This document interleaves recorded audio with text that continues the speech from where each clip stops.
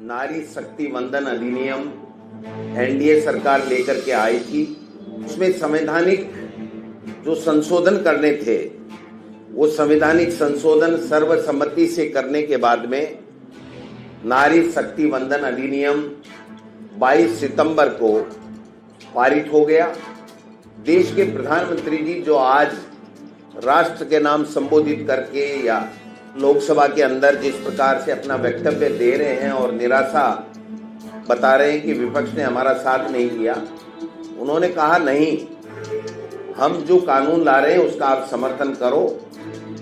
क्योंकि कांग्रेस पार्टी 1996 से लेकर के 2004-05 में भी प्रयास किए, 2010 के अंदर हमारे समर्थन से देवगौड़ा जी की सरकार थी, तब भी ये कानून पारित कराया राज्यसभा के अंदर। राजस्थान में महिला आरक्षण और परिसीमन को लेकर सियासत गर्मा गई है। गोविंद सिंह डोटासरा ने नरेंद्र मोदी सरकार पर हमला बोलते हुए कहा कि 2023 में पास हुए महिला आरक्षण बिल को जानबूझकर जनगणना और परिसीमन से जोड़कर लागू करने में देरी की गई है। उन्होंने सवाल उठाया कि 2021 की जनगणना में क्यों नहीं हुआ और 2024 के बाद भी इसे शुरू क्यों नहीं किया गया, जबकि महिलाओं को तुरंत 33% आरक्षण दिया जा सकता था। डोटासरा ने आरोप लगाया कि केंद्र सरकार 2011 की जनगणना के आधार पर लोकसभा सीटें बढ़ाकर राजनीतिक फायदा लेना चाहती है और परिसीमन को अपने हिसाब से लागू करने की तैयारी कर रही थी। उन्होंने कहा कि पश्चिम बंगाल और तमिलनाडु जैसे राज्यों को ध्यान में रखकर चुनावी रणनीति बनाई गई, लेकिन विपक्ष ने उनके मंसूबों को सफल नहीं होने दिया। उन्होंने ये भी कहा कि कांग्रेस ने मातृशक्ति के सम्मान में बिल का समर्थन किया, लेकिन सरकार की नीयत पर सवाल इसलिए है क्योंकि आज तक इसे जमीन स्तर पर लागू नहीं किया गया। यही नहीं, इस मुद्दे पर गोविंद सिंह डोटासरा ने क्या कुछ कहा, आप भी सुनिए। नारी शक्ति वंदन अधिनियम एनडीए सरकार लेकर के आई थी। उसमें संवैधानिक जो संशोधन करने थे वो संवैधानिक संशोधन सर्वसम्मति से करने के बाद में नारी शक्ति वंदन अधिनियम 22 सितंबर को पारित हो गया और 33% आरक्षण जनगणना करने के बाद में परिसीमन करके और दिया जाएगा, ये संशोधन कराया गया। उस वक्त कांग्रेस पार्टी और इंडिया गठबंधन के लोगों ने ये मांग रखी थी कि इसको तत्काल प्रभाव से 33% महिलाओं को आरक्षण देने का हमको कानून पारित करना चाहिए। इसको जनगणना से और डिलिमिटेशन से नहीं जोड़ना चाहिए। देश के प्रधानमंत्री जी जो आज राष्ट्र के नाम संबोधित करके या लोकसभा के अंदर जिस प्रकार से अपना वक्तव्य दे रहे हैं और निराशा बता रहे हैं कि विपक्ष ने हमारा साथ नहीं दिया, उन्होंने कहा नहीं, हम जो कानून ला रहे हैं उसका आप समर्थन करो।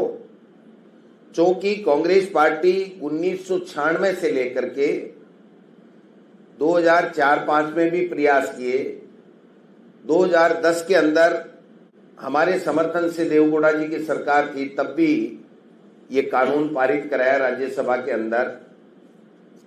लेकिन इसी बीजेपी और उसके साथ के लोगों ने विरोध करके 33% जो मातृशक्ति को आरक्षण दिया जाना था उसका विरोध करते हुए वो कानून पारित नहीं होने दिया। जबकि जब 2023 में ये अपनी शर्तों के साथ में लेकर के आए, उन शर्तों से कांग्रेस पार्टी विपक्ष समर्थन नहीं करता था, लेकिन चूंकि मातृशक्ति को आरक्षण देने के लिए उन्होंने सरकार का पूरा समर्थन दिया और केवल 2 कोई थे, उनके अलावा सर्वसम्मति से ये कानून पारित हो गया और देश के प्रधानमंत्री नरेंद्र मोदी जी ने भारतीय जनता पार्टी के कार्यालय में जाकर के 22 सितंबर 2023 को जश्न मनाया और कहा कि ये स्वर्ण अक्षरों में लिखा जाएगा कि हमने मातृशक्ति को 33% आरक्षण दे दिया। 2023 के बाद में उन्होंने इसको भुनाया, 2024 में ये फिर सत्ता में आ गए चूंकि इनको 2021 के अंदर जनगणना करनी थी, इन्होंने नहीं की। 2024 में आने के बाद में इनको जनगणना शुरू करनी थी, नहीं की। जनगणना ही 3 साल तक शुरू नहीं की, बल्कि उसका गजट नोटिफिकेशन भी उस कानून का नहीं किया। चलते चुनाव में तमिलनाडु और पश्चिम बंगाल में हार से बौखला करके एक षड्यंत्र रचा गया। 2 षड्यंत्र थे। एक तो पूरे देश की इस प्रकार से मनमर्जी का परिसीमन करके ऐसा कब्जा कर लें कि फिर उसके बाद में दूसरी कोई पार्टी कभी जिंदगी में जीत ही नहीं सके, यही राज करें। और दूसरा, चुनाव के अंदर इसका ज्यादा से ज्यादा बेनिफिट कैसे ले सकें। इस षड्यंत्र के तहत स्पेशल सेशन 16 तारीख को बुलाया गया। किस प्रकार से डिलिमिटेशन का संवैधानिक संशोधन लेकर के आए, और वो संशोधन क्या लेकर के आए कि जो हमारे पास में उपलब्ध जनगणना के आंकड़े हैं, उसके आधार के ऊपर हमें छूट दे दी जाए कि सरकार एक साधारण बहुमत वाले बिल से पास करा करके मर्जी आए जैसे परिसीमन कर सके।